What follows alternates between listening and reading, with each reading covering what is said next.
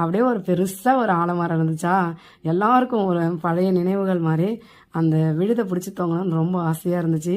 எல்லோரும் மாற்றி மாற்றி ஒவ்வொரு ஆளாக தொங்கிட்டே இருந்தோம். அதில் அதிகமாக தொங்கினது எங்கள் தங்கச்சி வீட்டுக்காரர் தான் தொங்கினார். மற்றவங்க எல்லாருமே கொஞ்சம் சிம்பிளாக பண்ணோம். ஏன்னா அவர் மட்டும் தான் தக்கையாக இருக்கார், நாங்களாம் வெயிட்டாக இருக்கோம்.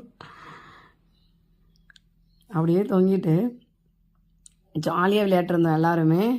அதுக்கப்புறம் எல்லாருமே பண்ணிட்டீங்க, நானும் வந்து தொங்குறது இல்லையான்னு சொல்லிட்டு அப்புறம் எங்கள் வீட்டுக்கார் நானும் வந்து தொங்குறேன் அப்படி. நாங்கள் இருக்கிறதுல பெரிய ஆலமரங்க, ரொம்ப விழுது, மரம் ரொம்ப பெருசு, அந்த மாதிரி இருந்துச்சு. அப்புறம் நானும் ஒரு வாட்டி தொங்குறேன். நாங்கள் எங்கள் பாப்பாவா திரும்ப திரும்ப போய் தொங்கணும். இதான் எங்கள் வீட்டுக்கார், அவரால் அதிகமாக தொங்க முடியல, சிம்பிளாக தொங்கிட்டு வந்துட்டாங்க. எங்கள் பாருங்கள், எங்கள் தங்கச்சி வீட்டுக்கார் 2 பேர் ஜோடியாக நாங்கள் விளையாடுவோம் அப்படின்னு சொல்லிட்டு ஜம்முன்னு அங்கே விளையாடினாங்க. இது அக்கா பொண்ணு, அவளுமே நல்லா தொங்கிட்டு விளையாட்டுருந்தா.